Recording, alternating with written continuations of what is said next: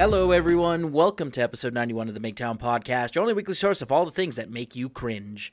As usual, I am producer Tim. Joining me is Mayor of Migtown, Drexel, from a car, because apparently his internet ain't so good. Also joining us is NCAA Cat, back into the studio as usual, and Marv from our Discord. Drex, go ahead and explain why Cat's here, and Marv. Cat was there, of course, to witness some of these things unfold. So, Marv, I'm going to let you much more kind of take over what's going on and let everybody know, kind of just give them a little perspective of what has occurred, what has prompted today's episode. So basically, my wife passed away last year about this time of cancer, and I was devastated. And as what I've read that is normal is you view your dead spouse through rose-colored glasses, like they were the perfect people and never did anything wrong. And I've got to my point in life, or a point in my grief, coming out of it to where I'm starting to remember things, and now I'm starting to clean out the house. And I talked to Kat for a long time. I was like, nobody will help me. I need help doing this. It's like just too much stuff, because my wife was a hoarder, of course. And she agreed to come help. I'm paying her money, of course. I'm giving her money for the help. So I clean out the guest room and I find like this notebook. And I'm like, what the fuck is this? And I start reading this notebook and I was just like, that fucking bitch. I wasn't her first choice. She pretty much plainly said it in her secret notebook. And then there's some other things in there that I'm not going to talk about that are, like, they'll just get me upset. And then after the first miscarriage, the notebook stops. So she must have just forgot about it or just stopped writing in it.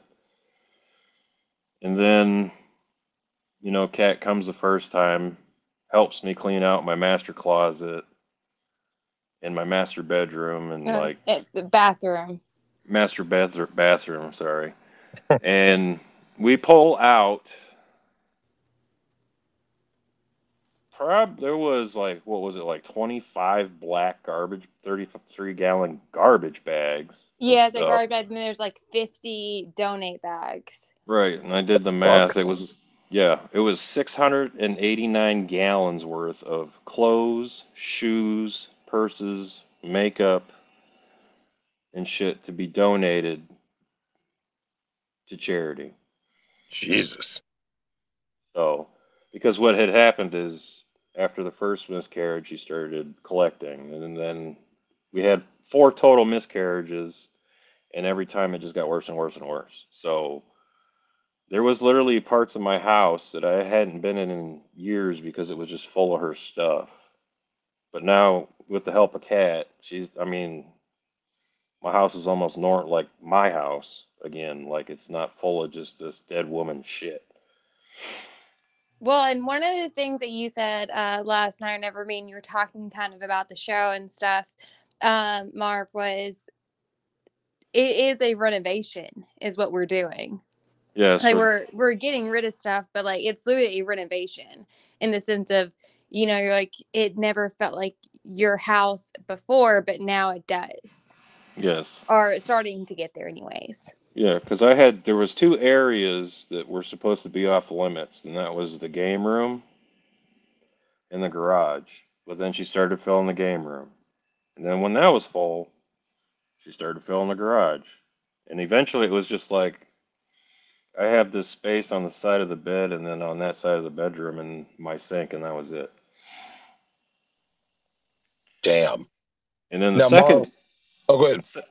The second time Kat comes, we do the kitchen, Butler's pantry, the game room, and the bonus / office. Yeah. And one of the other bedrooms. Yeah, one of the other bedrooms, and we filled a 20-yard dumpster in 24 hours, like total work hours, 24 hours, 20 yards of garbage. Yeah. And while doing that, she saved everything, mail, everything she ever printed out at work. So I'm having to look at all these documents and, sit in front of Well, load this okay, shredder. hold on. The reason he's having to look through documents is because I don't go through them. Right. Yeah. Yeah. So I'm, just like, okay, this has got names, social security numbers, other people's Yeah. stuff on Well, it. because you know what's important and what's not. Right. Like, But like I just look at a couple pages in the pile and like, okay, I'll just shred this whole pile. So yeah. I bought a shredder at Office Depot that you load 90 pages in and then it just runs until it's done. Well, I'm sitting there watching it run and I start seeing my email address and some of my old emails and I'm like, what the fuck? So I pull the pile out and I start flipping through. She had gotten into my email accounts and was printing out my emails at work and then like highlighting things and like taking notes. I'm like, what the fuck? This is Wait, my, what kind of notes though? Like, what was she highlighting, Marv? like who I was sending emails to, what we were talking about. Just like she was paranoid about something, but it was all just like people like I used to was in the Air Force with, or like people I did hobbies with. It wasn't ever anything nefarious. I mean, Okay, and then I lost my cool. Yeah. That's one way to describe it for sure. Yeah, and later on, after I did that, then we're going through this old piece of luggage, and I pull out a piece of paper, and it's got directions to Mr. Wright's house, the one that she wanted to marry, but he didn't want to marry her. And I'm like, this is from 2003, all this stuff. Why would you save this? That really pissed me off again. But you handled that one a little bit better. Yeah, I did. And then, we filled the dumpster and was like, well, we can't do anything else. We'll have to wait till we get another dumpster next time to finish. But yeah, no, I mean, but we cleaned out like a large portion of stuff. I mean, I got there and we started with the butler's pantry. And then I think the next day is when we did the kitchen and the other bedroom. Yeah. And because my house is 3,100 square feet. Now just imagine having to clean out 14, 15, well, when she died, it was 14 years worth of stuff. yeah, it was, and there were like the closet and the bathroom were a lot. Because like whenever I first went there, it was really supposed to be just kind of a assessment. It's like to see if I even wanted to do it or not. And we ended up getting the closet and the master bath done. But I mean, that was 50 trash bags of donation, and is it 25 or whatever Of of trash. just trash. Hmm. I mean, it No, Drex, was when you tried to insane. I didn't, I found clothes I forgot I had that were buried under her shit. what the fuck? Yeah. So That's like, all of this hoarding was after the miscarriages, you say, right? yeah, that's what, before it was, it wasn't that bad, but after the miscarriage, she started, it's almost like she was building a giant nest. Because like she would buy something she liked, and then she'd go and buy two or three more in secret. That's so weird to me. Now, Marv, I gotta Oh, ask you this. I left out the bank accounts. That's what Uh-oh. pissed me Go off. ahead. It wasn't the email she was reading. It was she was downloading my bank statements from the websites and like checking all the charges and shit. That's when I got mad and threw the bottle. Yeah. So, what do you think was the motivation for all of this, Marv? Like, what was it that she was looking for? Do you think this was a projection because she may have been, it was infidelity, which is why she was, looking at your emails to see if you were up to something? Is that Well, kind of where you were going with that? no, I just think she was like her mind broke. She just, I don't know. Was it? She's always, I do think that may be part of it, but I mean, that's what Marv was even telling me during the thing was he's like, well, I wasn't up to anything. Like I just living my life, and I mean, I could have, but I didn't. I did the right thing. yeah. Yeah, it's And what a lot of guys do. Now, Marv, I got to ask you this: when you first undertook this task, right, to clean out the place, yeah. and you brought Kat along, let me ask you this: what did you generally expect to find during this renovation? Well, after I found, at first, nothing, because after she passed, she gave me all the passwords into like her computers and shit. And, of course, went through everything and there was nothing on there. So I figured, well, she must not have, you know, been up to anything. But she was smarter than that. She didn't do it digitally. She printed out hard copies and fucking wrote down in notebooks that were hidden under piles of shit. And it's just like, now I'm like, it's like if she was still alive, I don't know what I would do. I'd probably be in jail. Dang. I mean, Dang. not like HMT jail, but like definitely I would do. I don't know.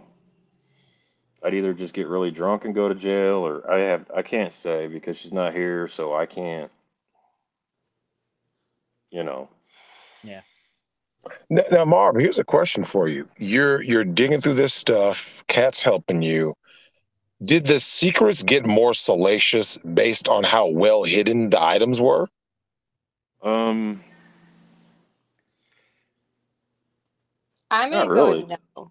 Yeah, No, Zach. it was just random places. Yeah, it's like if you saw like how everything was organized, it was legitimately random. Yeah. It's just like. Where we would come across like certain things. So like there was stuff like right by your office desk Hmm. that I mean that's where like some of the files were.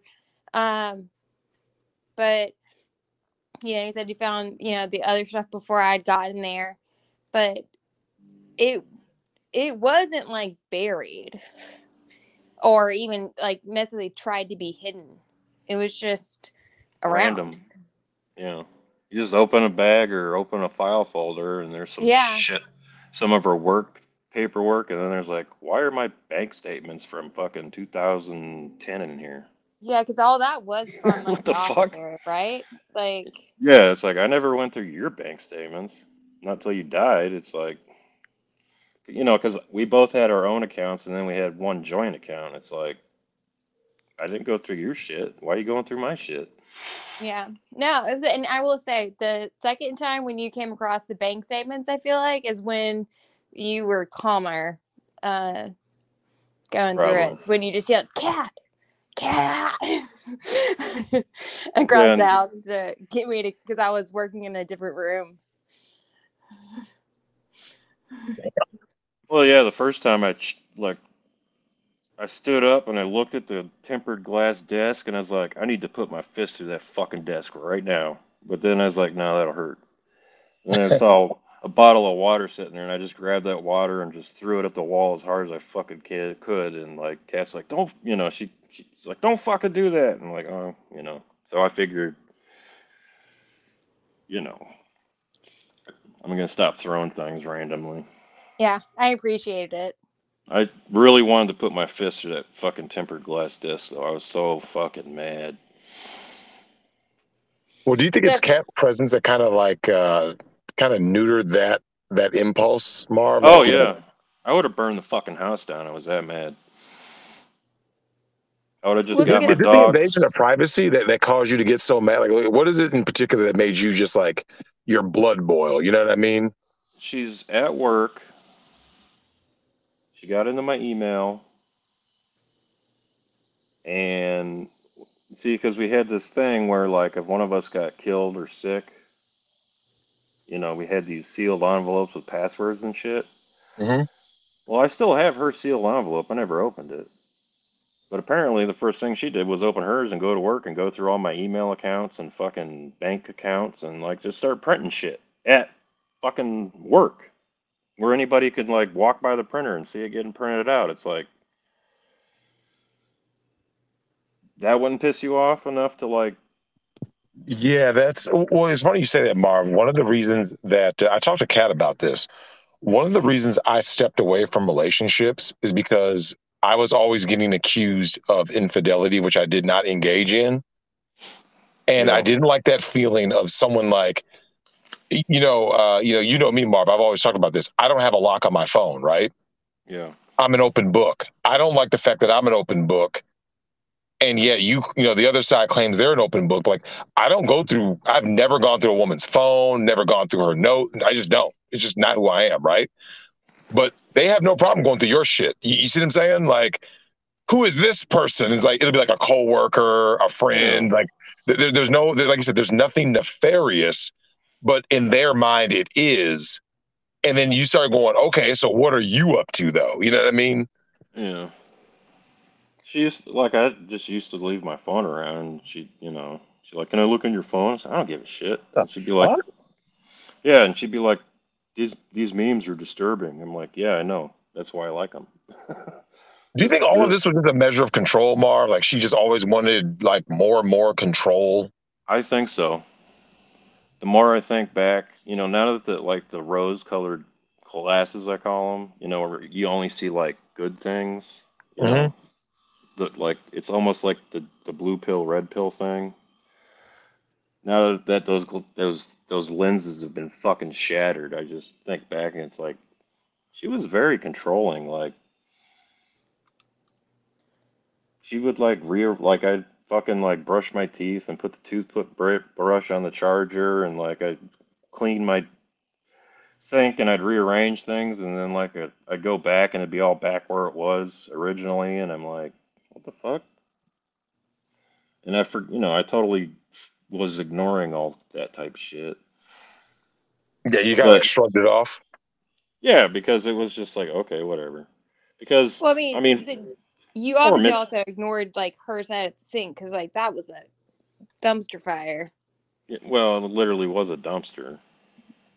That's what I'm saying. Like, I mean, just cleaning off the top was She like had like, 5 hours. and Damn. What? I stuck. Yeah, I What? started reading Wait. about. I started reading about hoarding, and it's a type of OCD. And she had Yeah. type one hoarding, where it's like they buy new things. They don't save trash. Like you see on hoarders, where there's Yep. rats and dog Well, shit to be everywhere. fair, how many of those containers? There's like 8 containers we're gonna be getting rid of in the third trip that are Yeah. literally trash, and not to mention what we got rid of this trip with the documents and stuff like that. I mean, like that's trash. Well, no, I'm talking about like on the show Hoarders, where it's literally garbage. Oh yeah, yeah. No, I mean, there's no actual like garbage. It's all new stuff. oh, here's a Kate Spade bag that's still sealed, never Yeah, opened, that's what kind of and blew then my. here's the exact same one. Here's Yeah, there's another one, and it's like, and she always used to tell me, we need to save money. Don't spend too much money. We need to save money. Don't spend. It's like, well, I was gonna. I I was really I gonna just ask you that. I just found Cat just found $1,500 worth of fucking purses that had never been opened, sitting yeah, in a still box at the bottom of a pile of boxes, and was it and I'm and they thinking she's telling me I gotta save money. What the fuck? was it, and these purses were sealed, stuffed, like brand freaking new. Nothing in them. I didn't even have to go because like I was going through the purses originally to make sure there wasn't anything like cards or things like that in there. If they've been used, but these I didn't even have to. It's like okay, donate or trash. I mean, Some of the because we, boxes I had to open to see what the fuck was in them because they were still sealed. yeah, Wow. Wow. Well, now, Kat, I gotta ask you this. You're there for this whole crazy ride times two. What, Kat? What was your like? Just kind of like, how did you react to Marv's reactions. You know what I mean? Like he's Well, going through stuff, he's emoting. How are you reacting to all of that? I mean, I think for the most part it was fine. So like when he threw the water bottle, that made me uncomfortable, but that was because of personal experiences. And we talked it out and it was all good. I I pissed Marv off. Uh, Yeah, it took her with 2 days to get me to yell. with my own behaviors, but no, I mean but it was visibly like, we would have to take breaks from working sometimes because it would be hard. And I get why it's hard. And that's why I think that like me being there or just someone else being there that understands, would help him in that situation because it's, really just when he needed a break, he needed a break. Mm-hmm. And sometimes it was physical, like, his back would be hurting or something, or, we'd just be carrying, I mean, hell, 50 donation bags alone, and not to mention the 20-yard dumpster that we filled. I mean, it's just tricky. But, no, I mean, it was obviously definitely rough for him. And I mean, as far as what I witnessed, he was mostly good. It was just, definitely needed someone else there though. Mm-hmm. So Kat, as you're watching, like, I guess you can call them almost like micro betrayals in terms of like Marv was saying, bank statements and stuff. Like as you're kind of observing his anger, kind of going back and forth. What is it that you noticed about the fact that like certain things were bigger or lesser triggers? You know what I mean? Like this seems to trigger more than that. Well, I definitely think that the bank stuff was definitely the bank and the emails were the bigger trigger. Same thing with the address of the former person. The stuff in and of itself, like the duplicates, was annoying, is how I took it. His interpretation of it was more annoying that like, oh, we gotta go through this stuff, and not only are we going through it, it's duplicates, like, and they've never been used. Things like that, I feel like was more annoying. And then also just, I think there were like some old documents from like 10 years ago that were, personal, but like everything had been changed, so it didn't really matter. And he was like, why did she keep this? I feel like that he was annoyed with that as well. Yeah, I got 14 years of American Express statements. It's like, why? Yeah. What the hell? She saved everything. Yeah. Wait, so Like, Marv, you said this is from 2010 onward, right? Well, it started with the first miscarriage. That was around 2008, December 2008. So almost 14 years of like saved shit. Yeah, yeah. Drax, there are 2 empty bedrooms that like we still have to go through. Wait, Like they're full of stuff, but Empty. What? like, Yeah, it's a fairly large house that we Holy bought to shit. start a family, but the family didn't happen, and it just got filled with shit. Marv, let me ask you this. Do you think that's almost like a metaphor in terms of from your wife's perspective? Like it's almost like you guys have this 3,100 square foot house. She Right. wants to have this family along with you, right? And Right. when you said 4 miscarriages, it's almost like I can't put baby/children in these rooms that we want to build this family with. So like, it's almost like the hoarding is almost like her own version of like a black hole, right? Like I gotta fill it. Yep. I gotta fill it. I gotta fill it with more bags, more stuff, more. It's like you want control. She wanted control because she couldn't control. She had no autonomy over like her body was basically failing her. You see what I'm saying? Like you want to have a kid, but not all women get to have kids. You see what I'm saying? Yeah, through no fault of their own. You know what I mean? Like I some. honestly believe that it broke her mind. Like Mhm. that, like she wasn't insane, but she had to fill the nest with something. And whoever the fuck Michael Kors and Kate Spade are, I hope they rot in hell. Oh no, Kate Spade actually self-sunsetted. Yeah, Oh I yeah. told Marv. Yeah, that's what Kat told me. She committed Yeah, yeah, suicide. yeah. Yeah. She's about to get divorce graped, so she was like that person that's on the opposite side as a woman, and Mm-hmm. yeah, she went ahead and him self sunsetted. Oh, Now, okay. Marv, when you're looking at all of these, like these bags and this and that, how do you view projection now when you're referring to, your wife was saying, don't be spending money, don't be spending money while I mean, from what it sounds like, it was thousands upon thousands of dollars that she spent on all this like useless shit, Oh, unused. we're in the hundreds of thousands. We're not. Oh, Jesus. Jesus. Drex, I Because actually know someone like that. The mother of a friend of mine went through a pretty nasty divorce, and of course got the bag. Oh, yeah. And that house is like piled ceiling high with just like Amazon and oh Etsy god, and don't get me started on Jeff Bezos. If I ever see that bald-headed fuck. just Oh cuck his no, did she girlfriend. just how much Do shit the did she Leo. order from Amazon? Like, was it just Uh, like useless shit, Marv? Like just like I have. random nothings? Well, see, that she'd always find a new cause when we started getting dogs. I mean, I have 3 dogs because she decided to rescue dogs, and I have so much. I have enough stuff here for just taking care of dogs that I could start a kennel. You know, babysit people's dogs, and when COVID started, the cleaning supplies. I mean, I have enough garbage bags and cleaning supplies to start a janitorial firm. We cleaned out his kitchen and filled every single cabinet with cleaning supplies. God damn. Yeah, I it like was. Oh, let's talk about hand sanitizer, people. Oh my God. Jesus. I can't tell you how much hand sanitizer we threw away. Oh, drink it. God damn, give it to an Indian and let them drink No, it.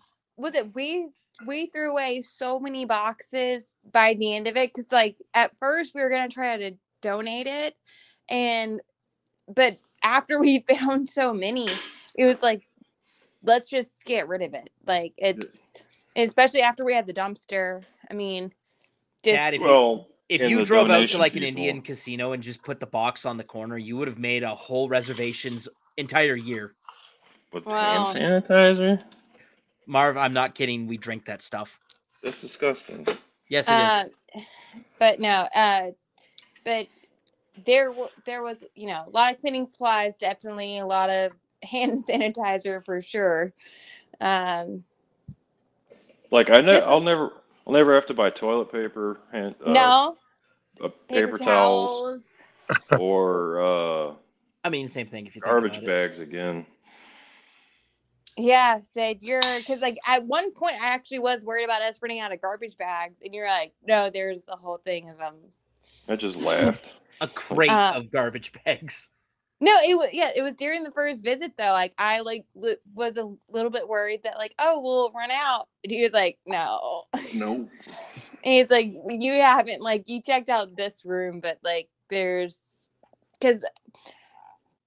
me and Marv have a system. The black bags are trash and the white bags are for donations. Now, why do the And black bags have to be for trash? Come because on. they're just bigger.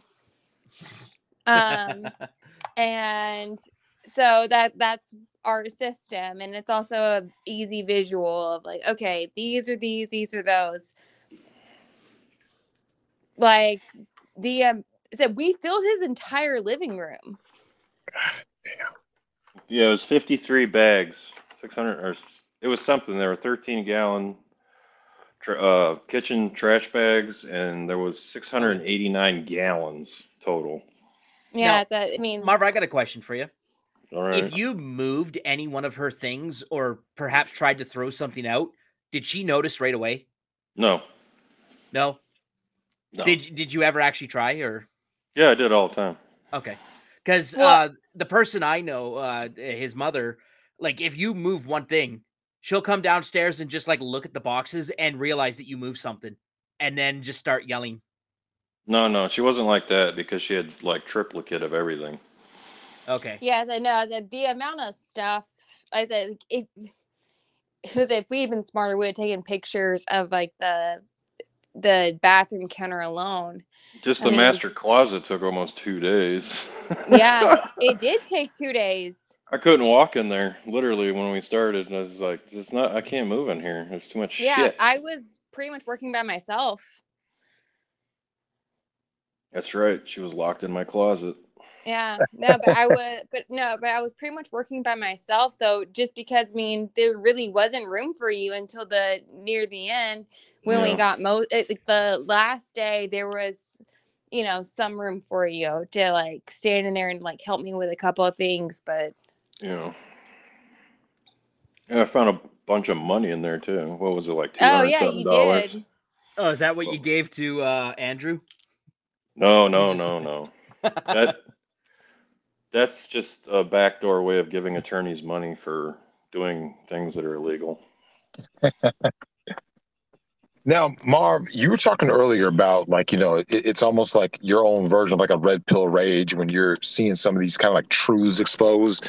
You know. And my question to you would be like, in what ways did like the blue pill conditioning cause you to miss the red flags? Like, because like, you said in hindsight, you're referring to the rose tinted glasses, right? Right. And can you talk about how like you were raised, you're born, you're raised, you go through life, and by the time you get married, you're age X, you're Yep. with your wife. How did like all of that kind of lead to you? Like I said, you look back and you're like, I missed X, Y, and Z with my now past wife. I That think kind of let me know. the miscarriages affected her a certain way, and it definitely affected me a certain way. So like I just ignored things, and it's like, oh well, I basically turned into Al Bundy, just didn't give a shit. You know what I mean? Do you I think it's almost just like a cope? Like rather than getting like mad or whatever, you kind of became like apathetic. I would get mad about certain things, but sometimes, I mean, anybody who's listening to this who's been married would know that sometimes it's just not worth fighting over because, unless it really pissed me off, I just, whatever. I'm going fishing. Oh, I I'm can out of relate to here. that. I'm just gonna go out and go walk around in the woods and, you know, whatever. I could definitely understand. I literally just had that conversation with some guys at work today, and Marv, you're going through the house, right? And earlier you talked about how, and this is something I've actually openly expressed, which is one of the reasons why. I mean, I have a million reasons why I would never get married, but one of those is that too often you hear guys say, this is the one or two bits of the house that are mine, right? A Yep. guy is paying for the whole house, right? So let's say in your case, right? So Marv, you're paying for 3,100 square feet, yet Right. you said the garage, and then that eventually got overtaken, and then you said the game room, right? Right. So Marv, before the game room and the garage were overtaken, in terms of square footage, out of 3,100 square feet, what was the approximate square footage combined of the game room and the garage? Ooh, let's see. It's 25. Probably about 400. So 2,700 square feet were hers, right? Right. And then you had 400 total. Yes. Was there a point, Marv, where like as you're going through your marriage and all that, where like that itself sunk in? Because I'm assuming it was decorated the way she wanted it, right? Like, I know I've never been in your house, but I'm assuming like before the miscarriage and stuff, I'm assuming your house was probably decorated more to like what her taste, right? Yeah, because Because this guys is, usually don't care, right? Like you're saying, eh. well, yeah, it's like the only when we're buying because we bought a brand new house Hmm. in a like the where she wanted to live. It was the place to move. So like the only thing I cared about was like the actual floor plan and the lot. and like the elevation, because Houston, I don't live in the city of Houston, but I live in the suburb of it, and it floods a lot here. Yep. So I was more concerned with elevation of the land, drainage, technical aspects to make sure, when it did flood, like during Harvey, my house would not flood, Yep. and the floor plan and things like that. Then comes the woman part where it's just picking everything, and she kept showing me samples, and finally I said, I don't care. Get whatever you want. I don't care. This is how much we can afford for the house. Just stay within that number and get whatever you want. And that's I don't care what the color of the walls are, what kind of carpet it is, what the tile. I just didn't give a shit. Now, Marv, I got to ask you this question. The 400 square feet that were yours at that time, how personal was it to you that that space was not invaded with her shit?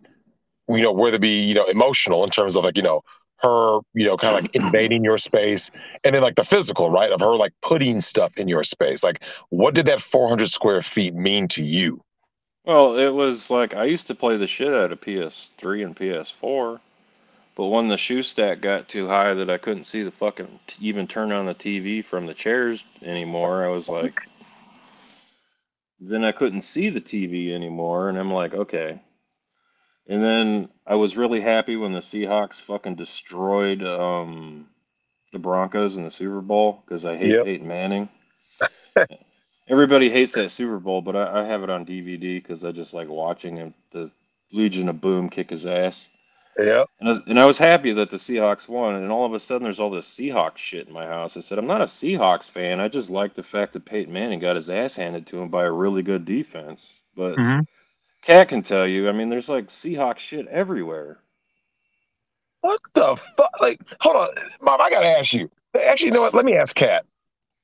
Kat, as a woman, are you looking at kind of like the stuff his wife is obviously, miscarriages can, crack someone's mind, you know what I'm saying?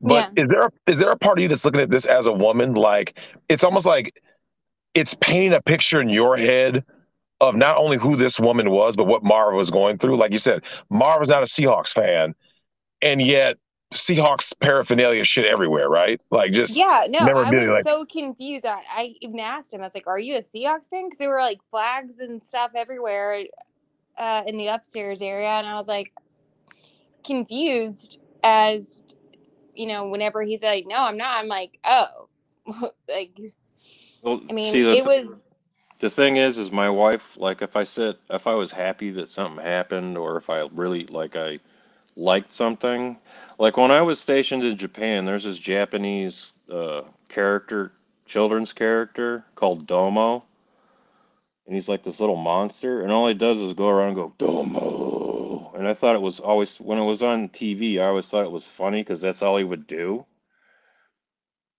And then I told her about it, and then like all of a sudden there's all these Domo stuffed characters and shit in my house. I'm like, I just said thought it was funny. I said I didn't like it. what the fuck? Do you think, Marv? Do you think all of this was like? I'm not saying all of it, but do you think some of her actions? I don't know if you could call it like a confused love, or do you think it was almost like a kind of like a weird cross between obsession and like a sense of like the insecurity where I need to control, right? Like she wants to control you or keep you, right, through the insecurity. So she's kind of has this obsession, like if I do this, he's gonna stay. You know what I mean? Well, I never once threatened divorce or said I was leaving. I don't know where that would come from. no, if you don't mind, I mean, I think some of it was like her just like, oh, he likes this, and, I want to stay with him.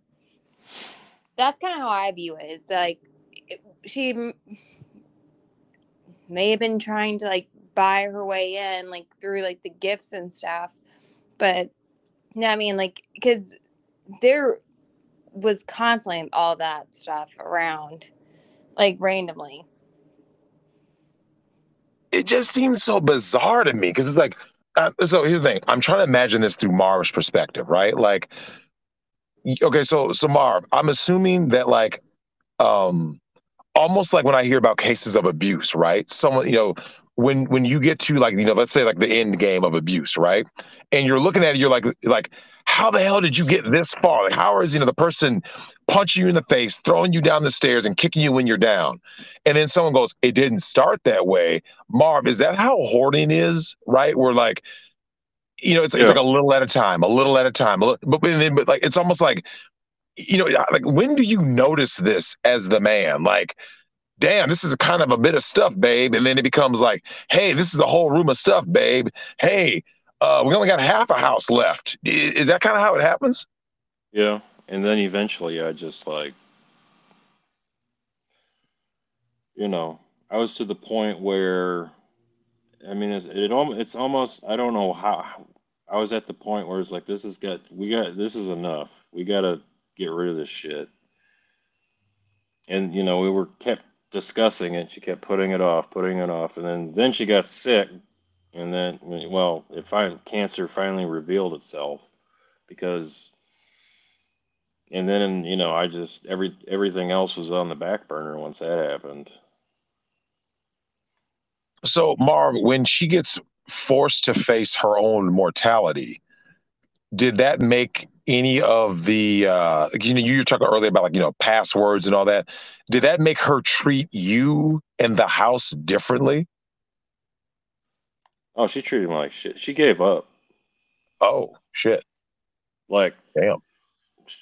she started like pooping red blood, or not red blood, but black. How when you got stool or blood in your stool, it's like like dark ass black. And then the oncologist was like, "Oh, you go to the emergency room at MD Anderson because the cancer hospital here has its own emergency room for cancer patients." And once they started trying to drain her, she didn't want her phone. She didn't want to watch TV. She barely looked at me when I visited her, and she would just give me all these crazy demands of weird things to bring to the hospital. And she just would lay there, and I'd be there for like, this is during Corona, so like you're only supposed to be there for a few hours, but the nurses would let you stay overnight if you wanted. And there's a couple times I did, and she said like 3 words to me. She literally just, once she went into the emergency room, she was in the hospital for like 2.5 weeks. She just gave up. She quit. She quit fighting. Like she still went through the motions of it, and and like she just stopped caring about everything, and just she didn't want to talk to anybody. And like when I visit her in the hospital, it was almost like I wasn't there.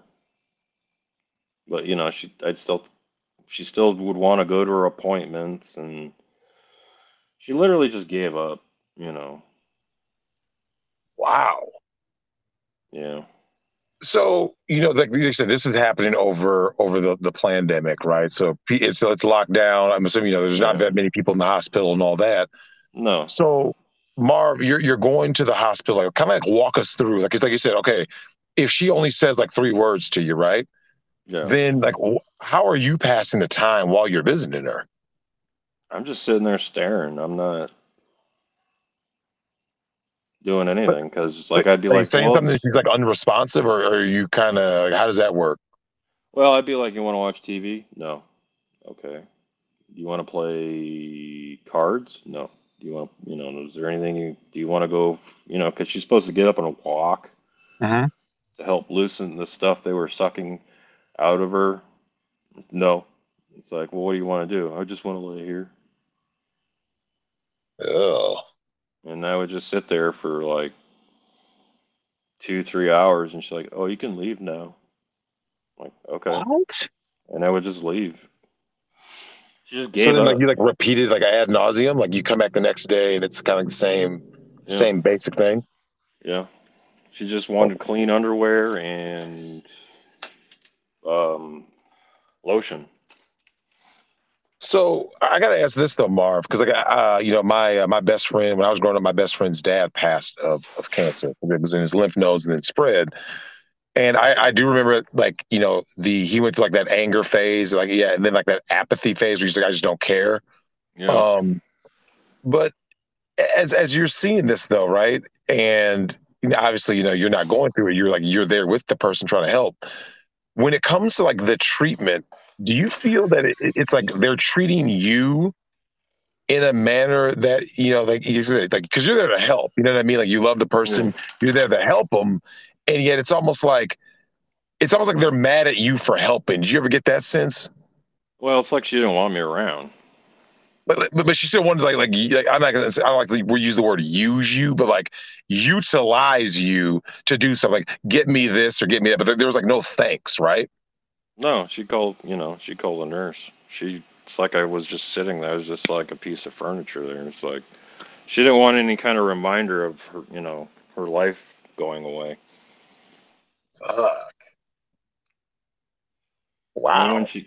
when she came home after 2.5 weeks in the hospital, it's like,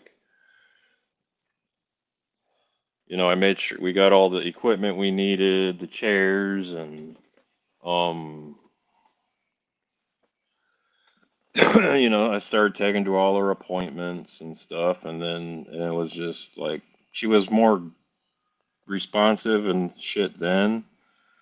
So I figured it was just, well, it's a hospital, it's a depressing place, and there's literally like people dying all around you every day in a cancer hospital, and I mean, just walking into that place, it was, I mean, I'd see kids with cancer and I'd want to cry so bad. It's like, what'd that kid do to deserve that? It's just Mhm. like, it's when you're at a cancer hospital, it's just so depressing. So I just figured it was just the environment. But then, like, once she got home, she started reversing things that were meant to help keep her, because the oncologist said the tumor she had was so big that she probably had it for like 10 to 15 years, and that's Holy shit. probably what caused all the miscarriages. Oh. So, and that pissed me off because if the But wouldn't they have caught OBGYN, that? they didn't look. They just said, Oh, well, okay. I was it gonna say. happens. It happened. They didn't care. It Holy happens. shit. Like, yeah, like 4 times in a row. It's like, no, it's not normal. Maybe one or two, but not. So they never looked. So we just gave up on that. And basically the plan it's called TPN. It looks like a really thick milkshake. And there's like a tube that goes into your arm and it goes into your heart and it gives you nutrition. And the plan was they only had to shrink the tumor by like 10% before the surgeons would agree to take it out because they have just these weird random numbers. Hmm. And next thing I know, she's like, "Oh, we got an appointment tomorrow." I'm like, "Okay." So, I drive her there and she comes out because during COVID, they wouldn't let, you back there for certain procedures. They just had these weird rules. She came out, she didn't have the tube in her arm anymore, and she's just stopped TPN. Oh And shit. so everything that was meant to like, you know, because stage 4 colon cancer has a 5% survival rate of 5 years. So and the oncologist, the type of cancer she had was the slow growing colon cancer. So they weren't like saying, "Oh, you're going to make it," but there's a good chance you could make it 5 years if we can cut the tumor out. Where And she didn't care? Is that kind of what it she is? just Like, she gave up on it. I took every training class so that I could take care of like the tubes and all the medicine and give her all this shit. And every time she'd agree to do something to extend her life a little bit, less than a week later, we're going to an appointment, a doctor's appointment. She's reversing it. She just gave up, and it really pissed me off. And I told her, I said, that if I was the one with cancer, I would do anything to stay alive as long as possible, and you're just giving up. And after I that had said to be that, tough as a military man. she died the next morning when I said Oh, that. So. holy shit.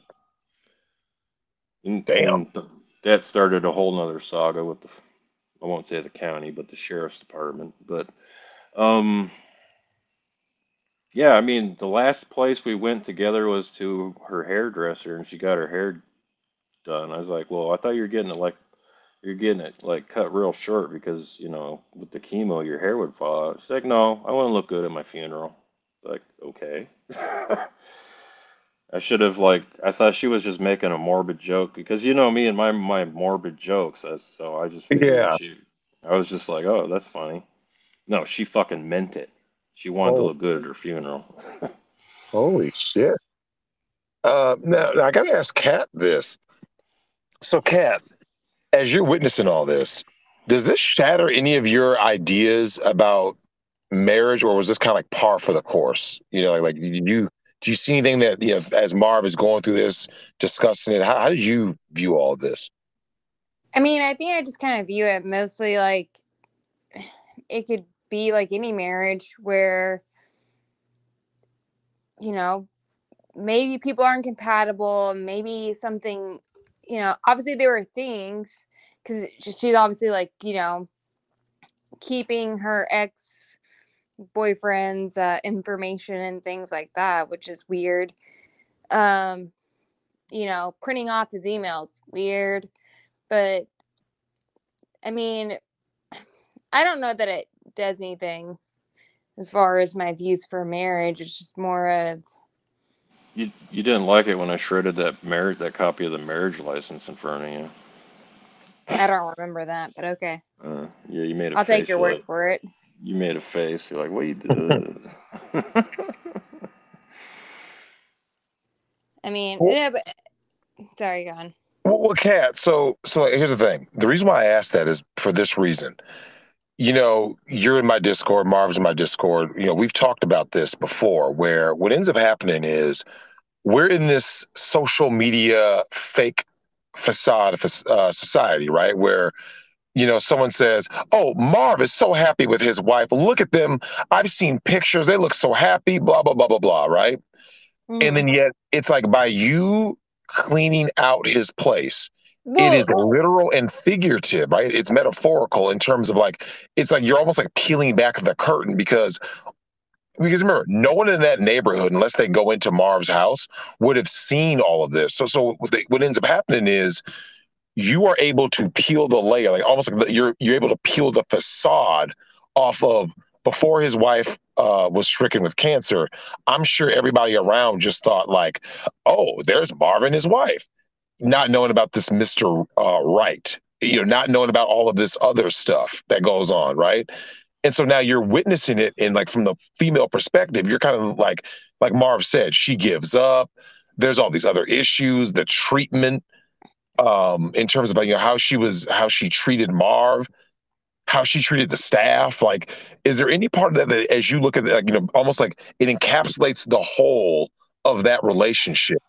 And how do you view that as you're cleaning out there? Because like you said, a 26 yard wide fucking trailer, that's insane. That's yeah, insane. All of this is insane. Like I want people to understand, this is not normal. You know what I'm saying? Like to have that much shit is not normal, right?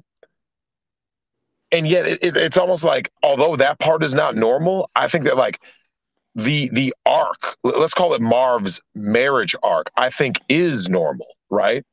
Like Marv, yeah. would you agree with that? That your marriage arc itself was normal? Like there's the honeymoon phase, there's the this phase, there's the decline. You know what I mean? Well, I think it wasn't normal because of the miscarriages. So the honeymoon phase was shattered rather quickly because we were married in '07, first miscarriage '08, and Oh, then it was just like miss three more, and it just misery for both of us. But we kind of both dealt with it our own way. Just happened to be that my way was not so cluttery, and then it's like I don't hate her and shit, but I'm definitely not like I don't s- I don't view her the way that I did like maybe a month ago. well, Marv, you talk about this whole this not being her first choice. And you know me, I have talked about this at length. I was like, unless she literally is giving you like the puppy dog eyes when you guys are both like, 18, 19, 20, more than likely you are not your woman's first choice. You know what I'm saying? Like Yeah, more than likely. Like, can you kind of describe the mix of emotions that puts you through? I expected it. Like I kind of felt deep down that I wasn't the first choice just because of, you know, I mean, I was 28 when we got married, so I mean, I was in the military and she was in college, so I knew that like I wasn't like not Mr. Number One, but I didn't need to know the guy's name and address and shit like that. I didn't need to know like details about him. You know what I mean? Mhm. So I wasn't shocked that I wasn't the first choice. I mean, it was kind of, it kind of hurt my feelings, but deep down I knew. Well, But so like, Marv, at the time, did you think of it almost like the way a guy does, which is like, okay, so from a guy's perspective, he goes like this.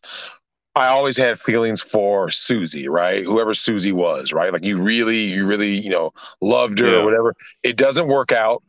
But like guys don't really reach backwards like that unless the relationship that they're in is like legitimately bad, right? Otherwise, they're like, right, hey, I'm with this person. Yeah, Susie was the past. This is where I'm at now. And I think, did right, you kind of feel like you were projecting that onto her? Like, yeah, maybe I'm not her first choice, but she's here because she wants to be here. You know what I mean? yeah. I Now, mean, now, Marv. Oh, go ahead. I didn't like think about like, Susie or I don't even remember her name, but that's just how much I didn't care anymore. Yep. But I didn't know that she was like, still thinking about, number one. That shit It's kind has of to like, sting. Now, Marv, I gotta say this though. It was a huge revelation to all of us in the Discord when you're like, oh yeah, so you guys know my wife was Asian. Can you yeah, talk about just the cultural differences of marrying an Asian and kind of like stripping away whatever facades or stereotypes go into this whole? Because we especially in this modern culture, there's too many guys, especially white guys, who they consume all this like Eastern influence, right? Anime, uh, they all that kind of stuff, and then they're thinking like, I'm gonna get my Asian waifu, and can you kind of describe what's it like to actually marry an Asian and be here in America with an Asian? um, you better like Hello Kitty. You better not. You need to learn to use chopsticks. Um, they're very loud and obnoxious. Do you People. find that funny, Marv? Because the whole stigma is Asian women are Oh, like soft, sweet, quiet, soft spoken, demure, and you're I saying she's mean, loud and obnoxious. oh, yes, very loud, very obnoxious. They all have road rage. They're all trying. I mean, it's gonna sound racist, but they're all trying to scam you all the time. Um, I mean, that's why they only deal in cash. It's just all the myth, the things these guys believe are just fucking. They're not true. They're just like any other woman from any other culture. It's like once they're behind closed doors, they're just a woman. It doesn't matter, you know. I mean, she fucking did $6,000 worth of damage to her '06 Honda Accord in a parking garage. How the fuck How the hell does do that you happen? do? Well, when you hit a pole, starting at the front fender, instead of backing up, you just decide, I'm going to drive forward and turn even more. What the fuck? She used to get stuck, the bump stops for your tires in parking lots. Yep. I had to go pull her car off of one of those with my truck one time because she was too embarrassed to call a tow truck driver. Oh Jesus. So, I mean, I was stationed in Japan. They drive even worse there, so I figured, they would drive normal in their own countries, but no. It's just, it's just, all that bullshit about, oh, I'm gonna get me an Asian wife. Like I never mentioned it before because it's well, I just not really anybody's business, but it's kind of important to the story now because I'm sure Kat can testify to the amount of Asian crap in my house. Yes. Kat, how did you take all that? I mean, it was fine, but there was a lot of it. If there's anything that you can buy that has Hello Well, Kitty on it, she probably owned it. yeah, was it that keychains, stuffed animals, all sorts of just random things. Like it wasn't just shoes. No, it It was everything. Yeah. I'm Also anything pink. yeah, she loved pink. It's I just mean, when you think of like Asian women, it's like, oh, they got the little Hello Kitty thing, and and she had it. They're no different. Like everybody, oh, Western women are this. It's like there's no difference. I mean, they may act different in public, but once they're behind closed doors, they're just as the same as any other woman. Yeah, bossy, controlling, manipulative, like all the stuff we're used to hearing, right? Well, it's what is it called? Female nature or whatever. It's just Yep. females are females and males are males or whatever the fuck they're called now. It's just right. Anybody who thinks they're gonna find the perfect Asian wife is in for a surprise, because I'm gonna tell you they are.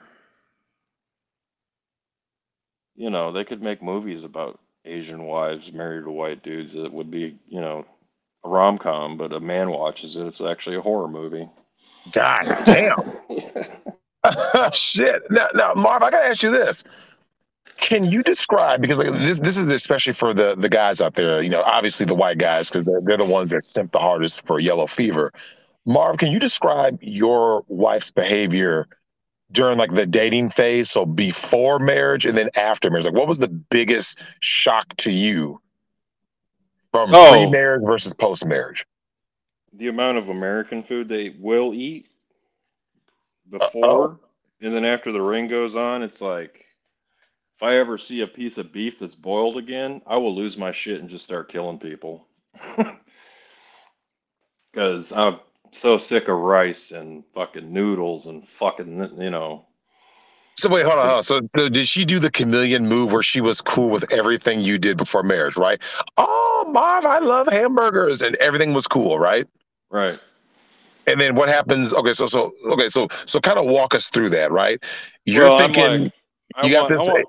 I want a double. I want to go to Whataburger, get a double meat Whataburger with jalapenos and bacon on it.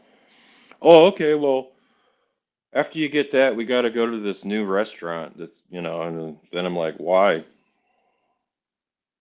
Why don't you just eat Whataburger? Well, they don't have anything I want.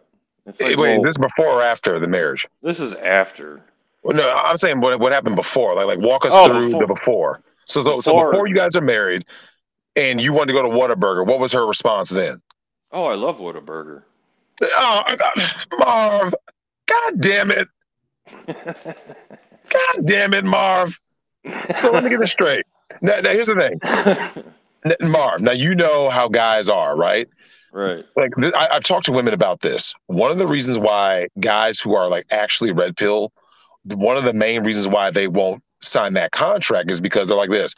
I know that everything you're doing is a fucking act. And the moment I sign that contract, you're going to flip. Tom Likas talked about this for years. He said, everything you did that you thought she was cool, because that's why you committed, right? Hey, she likes burgers and ball games and being loud and drinking beer. And you thought, oh, but she's great.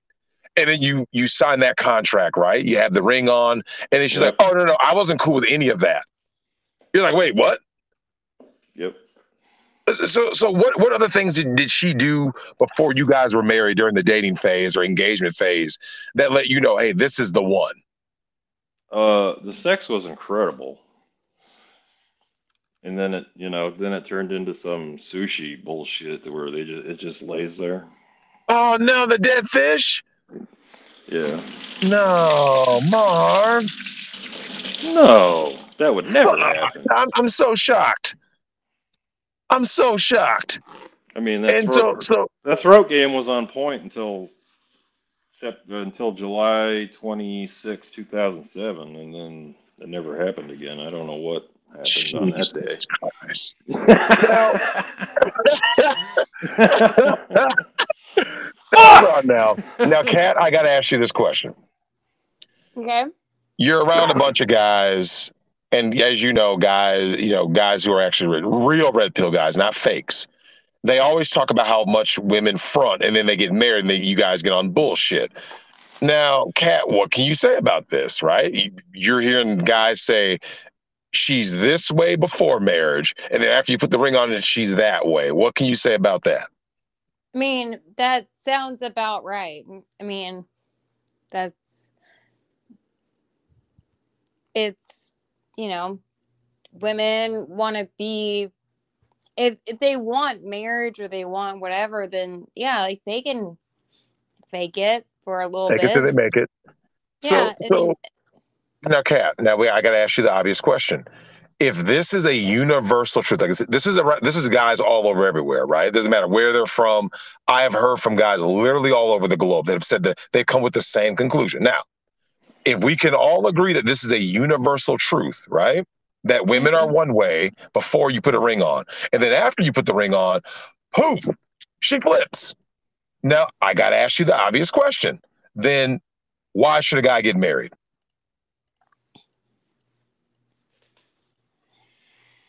Yeah, I still can't answer that question. I mean, Marv is making this sound like a raw deal. And this is not me, like, I'm not trying to, hit, like, knock on you. But what I'm saying is that Marv went through these stages of grief and stuff, right? He had the rose tinted glasses, but like, as he rewinds himself, right? He goes back in time. We can't deny these things. Here's a man. Marv is a good dude, a solid dude. I'm sure, like I say, 3,100 square foot house. He's got his resources in order, great provider, and yet his reward for all of his hard work being in the service is a woman who stops having sex with him, bitches about whatever, and is doing X, Y, and Z. And he's like, wait a minute, I signed up for double cheeseburgers at Whataburger with jalapenos on it and lots of sex, a good head game, playing video game. That's what I signed up for. And what I got was Hoarders 2.0, right? Yeah. And so when women keep on, they go, why don't guys want to commit? Every time guys say, well, this is what, and you and I have talked about this privately. We've talked about people that we know in our lives who have followed this, like the same, let's call it the Marv blueprint, right? Mm-hmm. And we look back and we're kind of looking like, so what's in it for the guy? And the reason why I bring this up is because when, in the event that your spouse passes, like what happened to Marv, unfortunately, but as you look back, and I say, yo, Marv, how much of that was like quality time? Like where you're like, man, I spent this much time with this person, right? Within this relationship. But like, Marv, we've talked about this in terms of like our chronological age, right? Where someone says, well, my grandfather lived to be 106. And it's like, yeah, but okay, did he have how many quality years of that, right? Because, if you have a stroke at 70 and then a heart attack at 82, it's like you basically stop having fun at 70. You see what I'm saying? I broke my back when I was 25. My Damn. quality of life has been shit since then, so I don't. Damn. It's like, when you started talking about like, oh, he's in the military, and then it hit me. It's like getting married is like joining the military. In what way? The recruiter tells you how great it is. He tells you this, they tell you that. And then, you go to basic training, and then, you go to whatever job training, depending on the branch. And then you get to your first base and you're like, this fucking sucks. That fucking, everybody has the jokes about recruiters, that they're all fucking liars. It's like you're being recruited, but the government isn't like telling you what to do.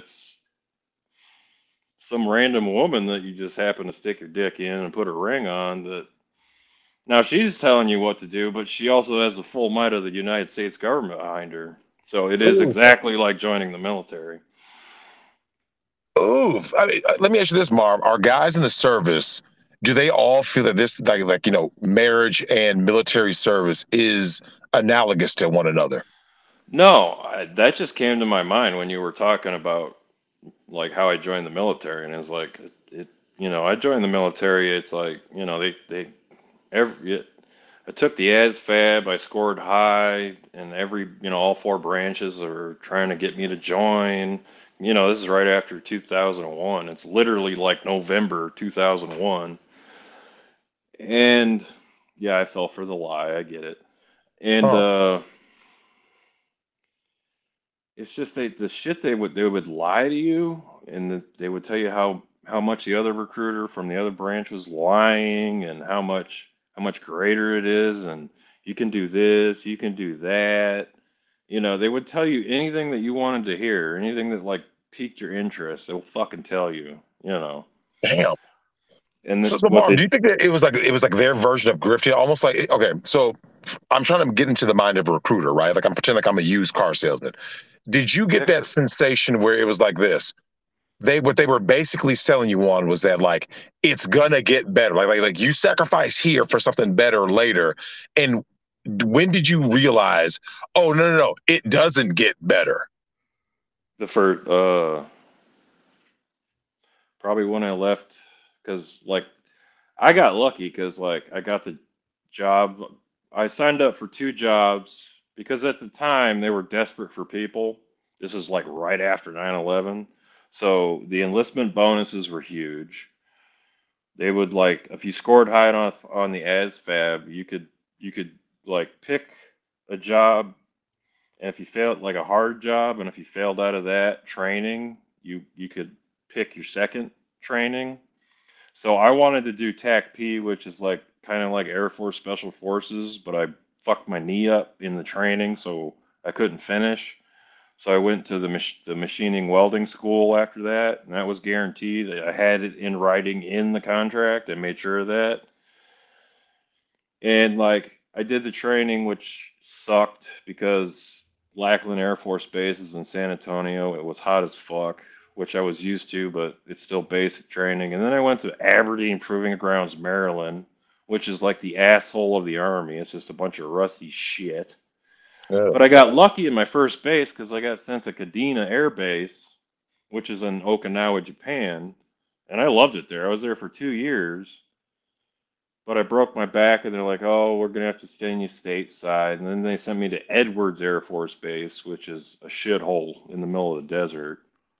And when I got there, I saw like there's a difference between the overseas military, like in Europe and Asia, those bases versus the American bases. American bases, it's just like having a regular job, except your boss is like just they're all dickheads. And when I got back to the States, that's when I realized this fucking sucks.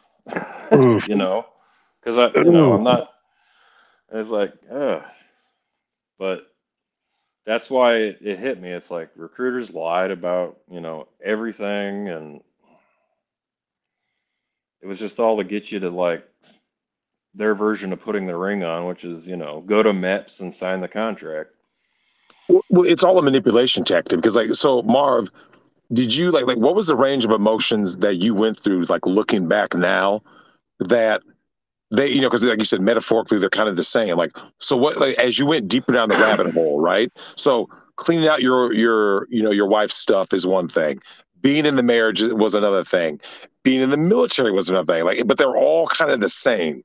So it's like, what emotions, did you go through like this sense of like excitement and then, suspicion and then like, maybe betrayal at the end, and then you were kind of like content? Is that kind of like the range of emotions you went through? Kind of. And I mean, like, Kat has become a really good friend of mine, and she's helped me a lot just talking about this shit. Because, like, you can't really talk to guys about this kind of thing because it's just like, oh, you want a beer? You know, let's do this, or and then listen Yep. to them complain about their wives, and I'm like, no, my fucking dead wife actually did this, and they just don't give a shit. But Yeah, well, guys do listen differently too. Yeah, it's like, yeah, so oh man, this it's is kind of uncomfortable. Yeah, let's drink or let's go shoot something. yeah. Well, I mean, that's always fun, but Yeah. I'm always down for that. Um, it's just like I'm at the point now where like other than those the last time she came to help clean was the bank statements pissed me off, the emails pissed me off.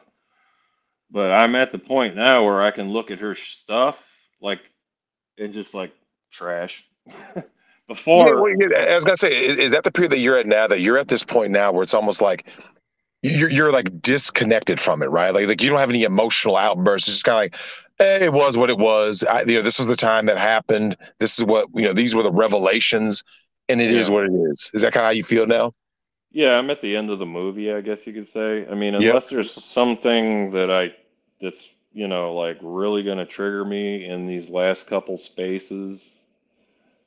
Because at first I couldn't like touch her stuff, and then like I couldn't, then I couldn't like I tried to like clean it up, but I just couldn't do it, because I was emotionally attached to all the junk because that Hmm. was all that was left. But now I'm to the point where it's like, yeah, fuck donating that. Just throw it in the dumpster. Now, Fuck I'm them going to be people. honest with you. If I were you, I would have donated it still, just Yeah. because, because someone somewhere out there is like, oh my god, a purse! Like it makes their day. You know what I mean? But Yeah. I mean, like I said, at the end of the day, it's still your decision. It doesn't matter either way. I do want to Well, ask Kat this question. I had a problem with the donation people, and they pissed me Oh, off. were So they on some fuck shit? no, it's just they finally show up, and then I got all this stuff like these bags of like this is nice stuff. This ain't cheap Walmart shit. This is like Yep, Calvin, shit from Nordstrom and shit like that. yep. And the guy gets out of the truck and he's like, "Oh, this is too much." I'm like, "What?" Uh, And he's like, what? "I don't know if I'll be able to take it all." I said, "What if I help you load the truck?" And he's like, "Okay." So I'm literally just grabbing bags and running down my driveway and throwing the shit into the truck. He's like, "Well, I don't have enough room." Well, that's because he fucking made this illusion to where he just stacks stuff around the back door, but the front of the truck's empty. So I'm just like heaving bags of like brand new clothes and brand new shoes and brand new purses all the way to the front of the truck just to get it out of my driveway. It's like, what the fuck is this shit? Holy shit! So I Well, was now like, just another scam, huh? I was gonna say that. Like, okay. Do you? I'm assuming Marv, you get that feeling that it's all like you're stripping away like another illusion. You know what I mean? Like Yeah. you're going through this, you're going through that, and all of a sudden you're kind of like, you fuckers, you're just like another grifter. That you're like another con man. Yeah, Now, you're Cat. just like the Oh, go Red ahead. Cross. You're a con. Yeah, yeah, yeah. Yeah, no matter how much you donate, the problem never gets fixed. Nope. Now, Kat, I want to ask you this. Going through all of this, did you learn anything new about the perspective of widowers or just men in marriages who suffer? Well, yeah, I mean, I was still shocked by the fact that we filled the dumpster as quickly as we did. I was shocked at the 55 bags, from the first visit. I mean, definitely, I definitely took away that. And then, while Marv was, great during, pretty much all of it outside of a couple of things that me and him have talked about with like the water bottle and stuff. But then, I also have my own things. It was just kind of like, fuck, like, to be honest, if anything, it did more for me for hoarding. Because that's literally what this was. The amount of stuff. I mean, it sounds like an absurd amount, but it's like, so, Kat, here's my thing though. You're witnessing a man who is like, piecing his life back together after the passing of his wife.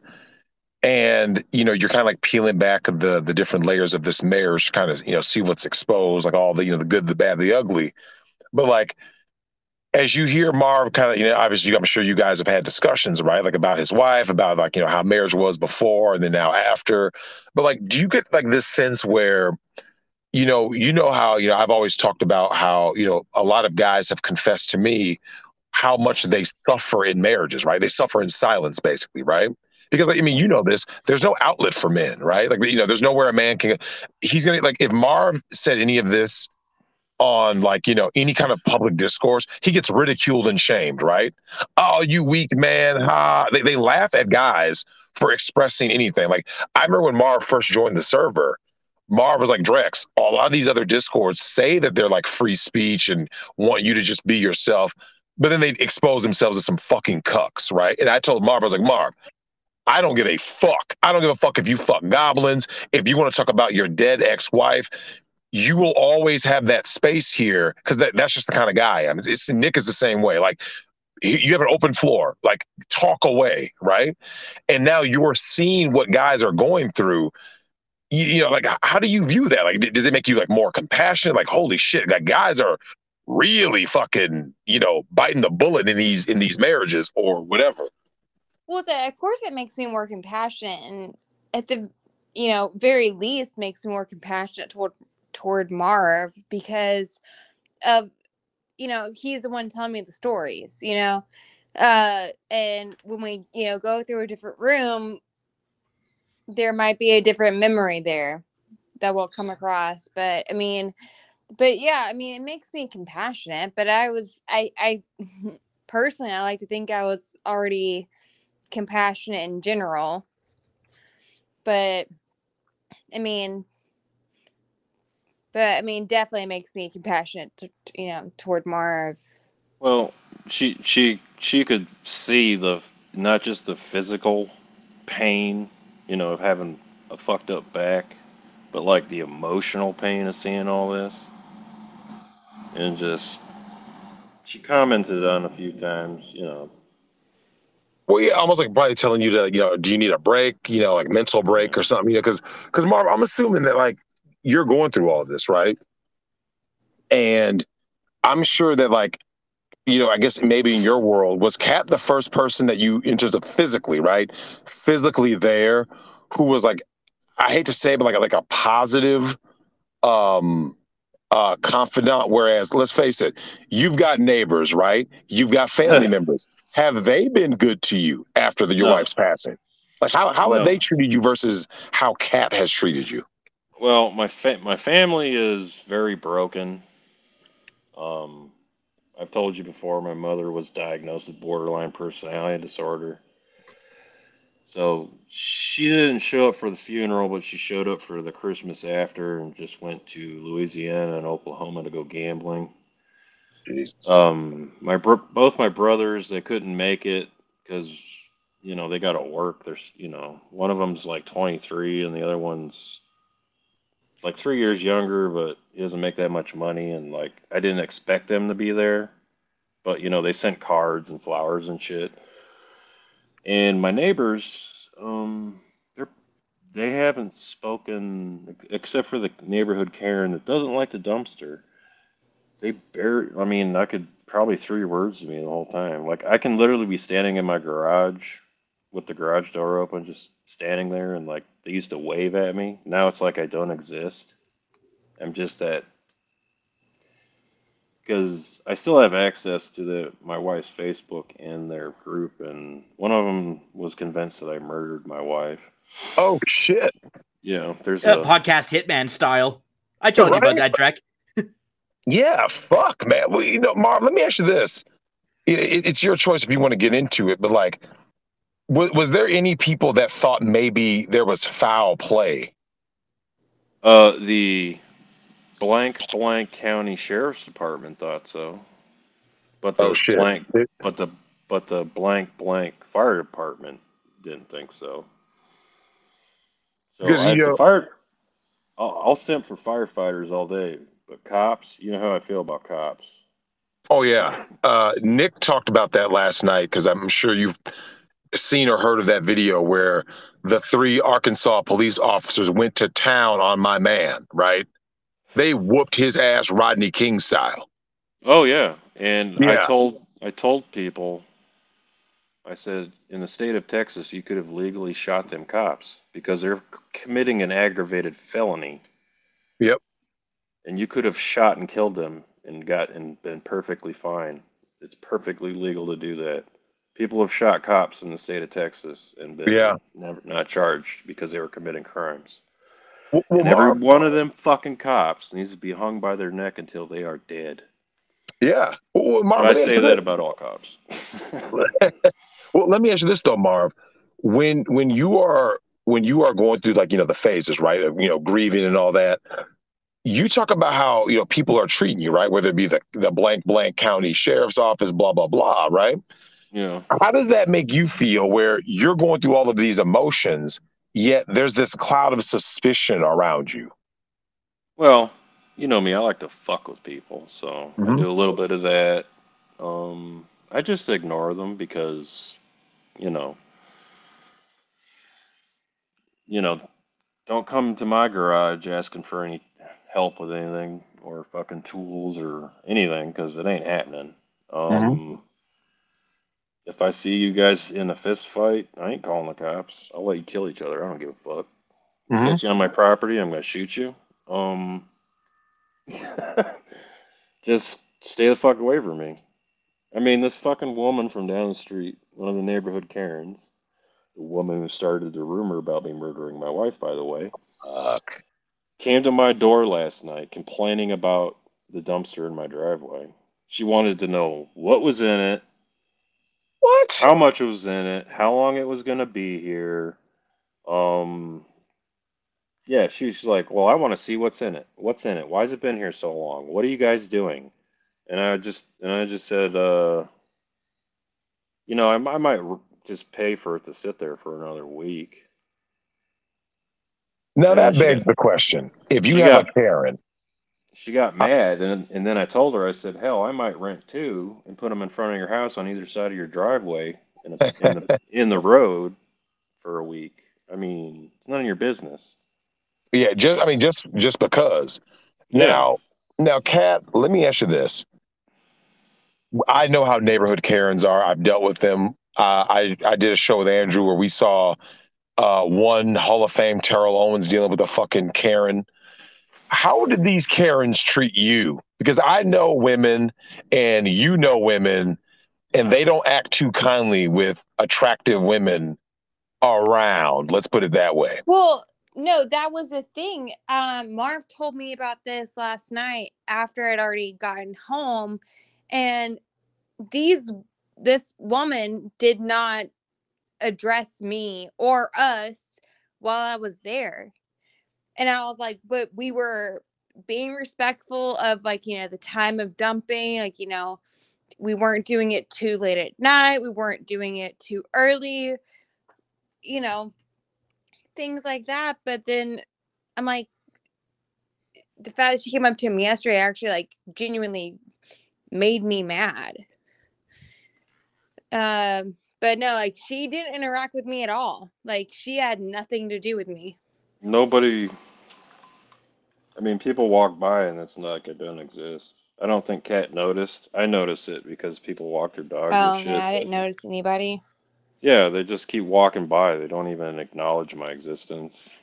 I But mean, no, so they did before though, right? Like they did acknowledge your Oh existence yeah, before. yeah, yeah. Before I killed my wife, allegedly. You act like I'm What? O.J. Simpson. I was just thinking that too because I'm like, well, here's what's crazy is that a lot. Okay, if it were reversed, right, and you were the one with cancer and you pass, we both, we can't prove this, of course, but we're pretty sure everyone takes the woman's word at face value, right? Oh, her husband died of cancer. She's a widow. Let's help her, right? Whatever we can do to help. But when it's the other way around, Marv, did you kind of get that sense like they're only doing this because I'm a man, right? Like they think I Well, deleted my wife. there's organizations that just help widows. Like they do all the probate shit for you for free. They'll come clean your house out for Wait, free. what? Oh yeah, Oh just for shit. just for widows. Oh, So if I you're a was just widower, about. So what about widowers? When it's the man survive is the survivor. Do you guys have um, any resources? no, you go to like Where's all that male privilege? uh, you That mean white male privilege. getting drafted or being lied into signing a contract with the government and being blown apart in the Middle East. Fuck. Oh, but you get to vote.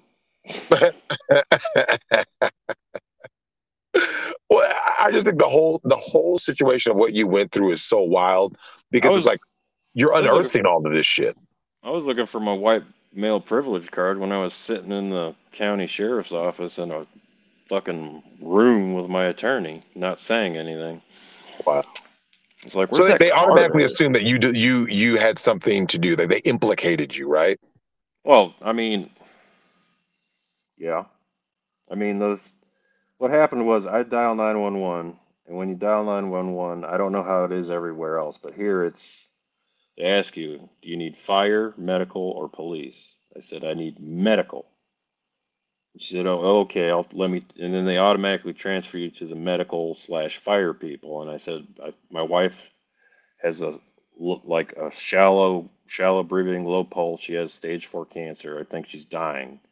I need I need an ambulance and anybody you can send with medical training."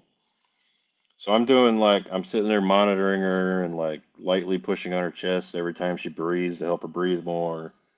The next thing I know, there's a sheriff's deputy standing in my bedroom. Like, what are you doing Fuck. in here? Oh, well, there's an emergency call. I said, yeah, but you shouldn't be in here. I didn't no, you know.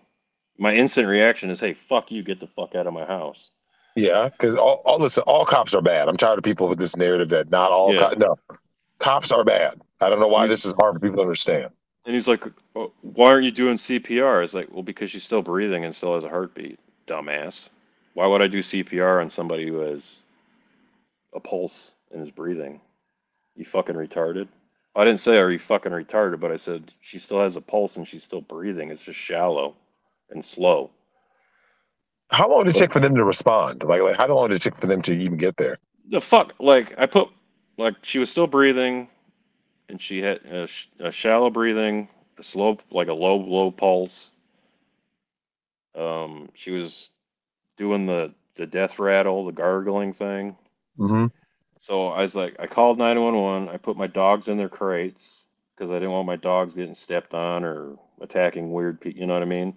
Mm-hmm. And then I opened the front door and unlocked the security door that looks like a weather door, it's actually a security door, but it doesn't look like it.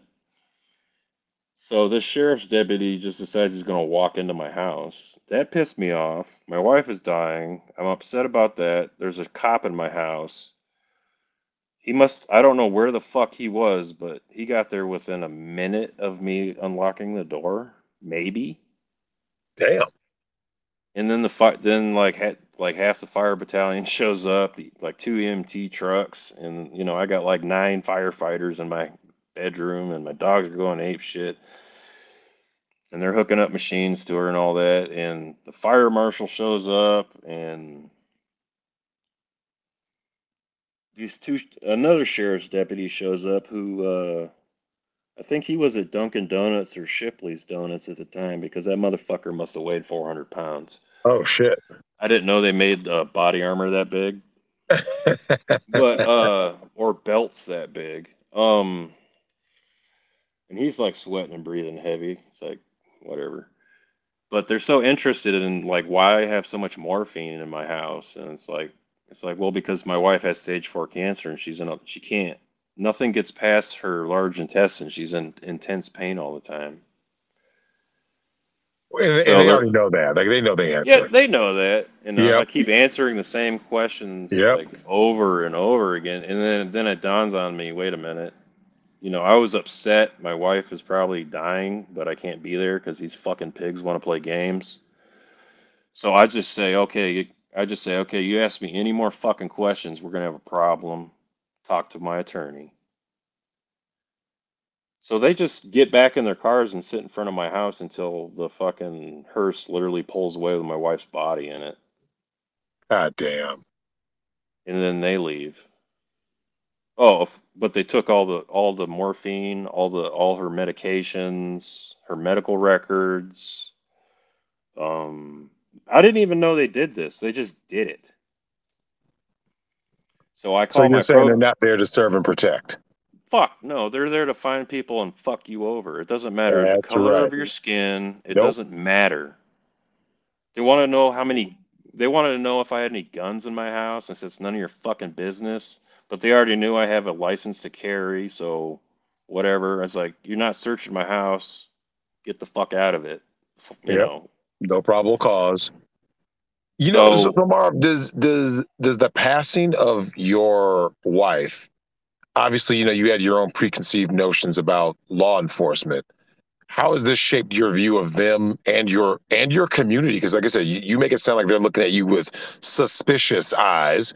How does this affect you, just like your relationships with people moving forward?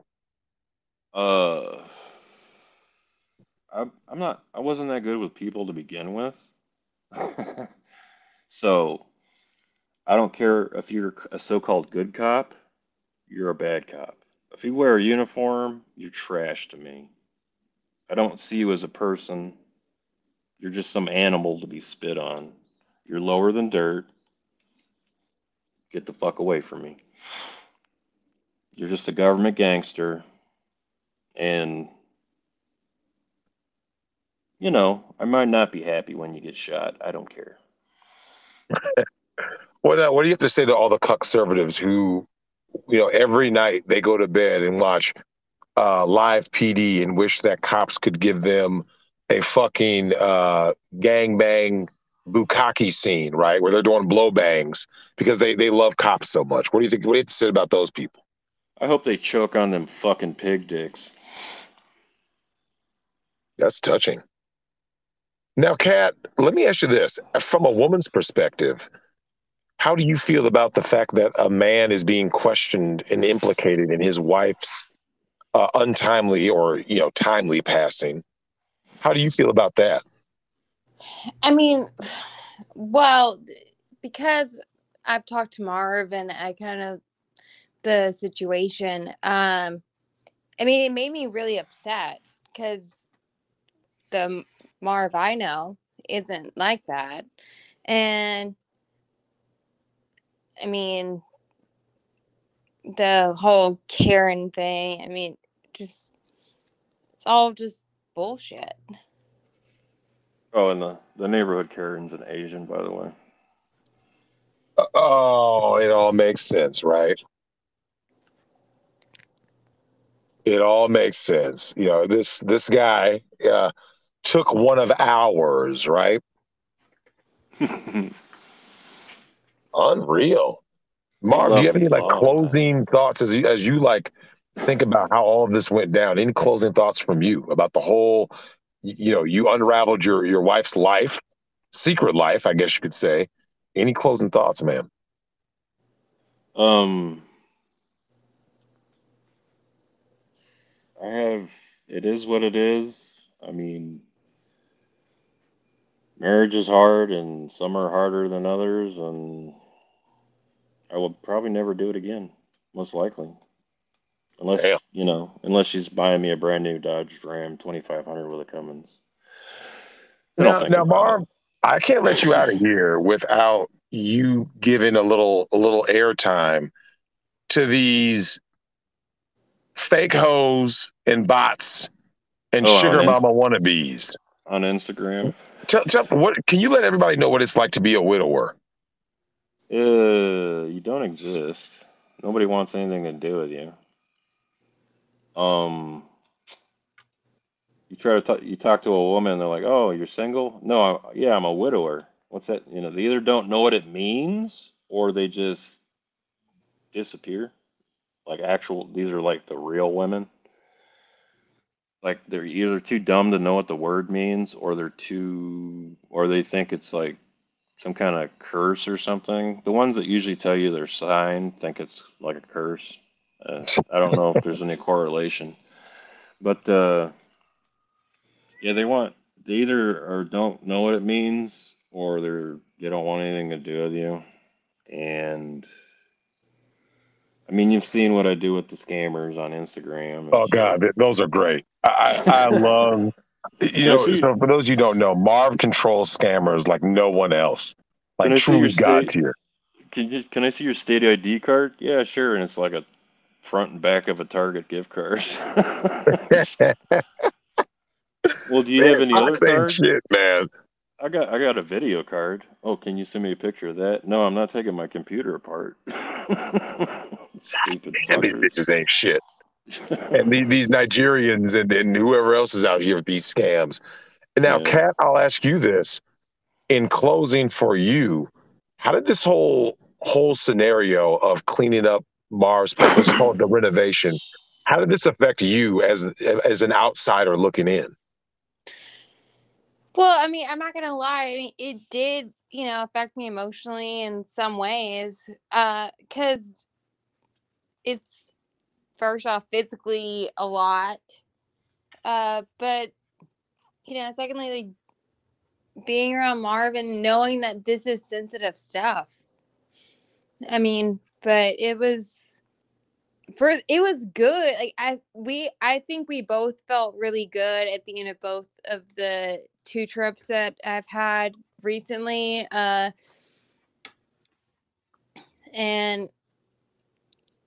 it's just generally hard, but not, more so emotionally than it is physically. I mean, because it's just you're going through stuff and you find things, and you know and at the end of the day, we would still, take everything to the trash. Would you say like this whole thing is like cathartic? It's something like for both of you and Marv, just kind of like, oh, I it's kind of a deep Yes, I sigh. think so. He can, answer for himself, but I think it is. It is. Like, So where there is that like sense of relief, with the more rooms and just the stuff being gone. Like but there's also that sense of loss of, well, now this is empty. And, Marv talked to me about refilling, like the master closet. And, it's just different dealing with that. yeah, at first it's weird and it's like shocking, but after a while, I, I'm starting to like being in my house again. Before I hated being in my house. Do you mean just like being in your house alone or just being in your house, period? Period. Damn.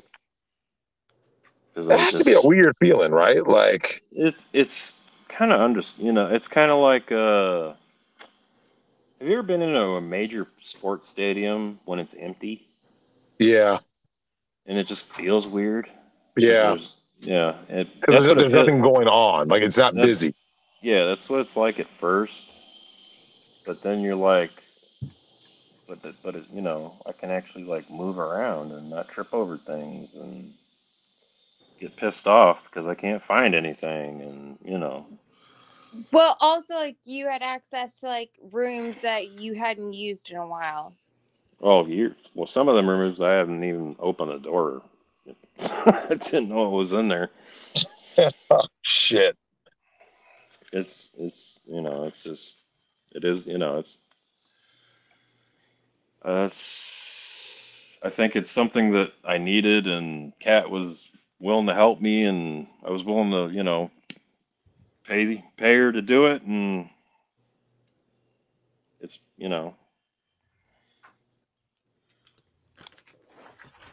Well, and honestly, going back to one of the previous questions really quickly, though, I forgot about the chick that hated my guts or oh was yeah kept yeah asking questions. yeah Cat has a hater in Houston. Surprise! Yeah, She's I got think a she's a couple of common haters out in denominator. Alabama I was just too. about to say, like everywhere she goes, there's haters. Well, what's her I name? don't get it. When's she coming back? I said, I don't know when she's coming back. She makes that decision, and then I make the arrangements. It's, I'm paying her to help clean out my wife's stuff because nobody else would do it. Nobody in my family. Said all my friends disappeared. It's like, so why do you care? Well, what's her Yeah. name? What's she look like? It's like, why does it matter to you? Why do you care? So yeah, I know as soon as they I saw her can make car, haters. they went. Yeah, like she just has this thing where people have to be they're overly curious about her. Like, Well, who she's is she? weird. What's she doing here? Blah blah blah. It's not, and me, it's like, well, that's none of your fucking business. So, Well, they need they need jerk off material for the Facebook neighborhoods group. I guess I haven't looked at it in a long time. I'm probably like, who knows what I'm doing to Cat in their mind. It's like, Well, I mean, because we get we up were at five out. o'clock in the morning and we start cleaning and throwing shit away, and then like around lunchtime we eat. Then we take a nap. She goes to the guest room, takes a nap. I go to my room and take a nap. Then when we both wake up, we get back to work until the sun goes down. We eat dinner and then go to bed. That's it. It's either back to work or we said what last time we watched a TV show. I Yeah. mean, Yeah, once we were able to like turn the TV on yeah. and I actually mean, sit but like, down, we could watch it, TV after the sun went down and we couldn't throw anything away. yeah. I mean, but that was the thing. Like, but because I know we threw stuff away in the morning because you would open the garage and that Open be the the yeah. indicator that we'd start, and then after before it got too dark or late, we would throw stuff away too. Yeah. But now I'm gonna get up on the roof because I have too much fun throwing garbage down the stairs. I'm gonna get up on the roof and throw it into the dumpster so it's even louder. I'm, Annoy the fucking Karens. Fuck them. oh, we were chucking coffee cups into the fucking dumpster to break them just to be loud. So Nice. Well, no, I love it. I love the fact that you have this help and you have this ability to like get over the grieving process and like to move on. Like the whole thing, yeah, I think is just it's very cathartic and like you can finally like move forward and not be looking kind of like looking over your shoulder behind you at yeah, old memories and stuff. Like when they come, I think going forward, I'm sure you'll just kind of like, be like, it's just a memory. Kind of like where you said you were looking at trash bags and like, yeah, it's no longer a memory attached to it. It's just like, that's just a white bag. That's a black bag, right? Trash or right, clothes, it doesn't yeah, have that same pull on you. yeah, But yeah, thanks Mar for coming on. Thanks Kat for coming on. I love the personal stories like this because like it really gives a lot of weight to what people go through in relationships, what they go through, when the relationship ends. In this case, tragically, you know what I mean? And then new revelations, you see things from a different perspective. But it's like it's almost like it all kind of formulates like almost like its own version of like it's like writing a book and then like someone's like or like making a movie and someone's like, oh no, this is the director's cut. You're like, oh shit, I only had like 60% of this movie, right? Because mm-hmm, then you get to see all the other shit that you didn't you didn't know about or weren't fully it wasn't in context. And it sounds like that's kind of what you got. And so like thanks again Mar for coming on and kind of telling us your story and yeah. telling guys out there that man it ain't what it always appears out there. No, it's an illusion. By the way, speaking of illusions, I saw an article today about South Korea's birth rate, Drex. Is it last I checked it was like 0.6, man. I saw 0.81. Oh shit. And it's Okay, apparently it's a new low. So I don't okay, know. it's the point. That Yeah, might be 0.81. including immigration. Oh yeah. The Okay. replacement rate, sorry. Yeah. Because they're at that desperation point. It's Yeah. What a crazy fucking world, man. I love it. As you guys know, I'm an accelerationist, so I just wanted to hurry up and see it all end. Shout out to the guy who sent that to me in the email.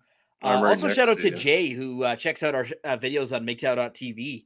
He sends articles all the time. I apologize we don't always get to them, but no, shout out to you. We'll be bringing over Migtown to MANOPAY very soon. And Drex, I've got us approved for YouTube channel memberships. Slick. So we're always just a couple of months behind Ricada on that kind of stuff. That guy. Yeah, that guy. The guy you dumped for Cat. Yeah. By the way, I saw your Twitter pic. Guys, go check out Drex on Twitter, at @real_Drex.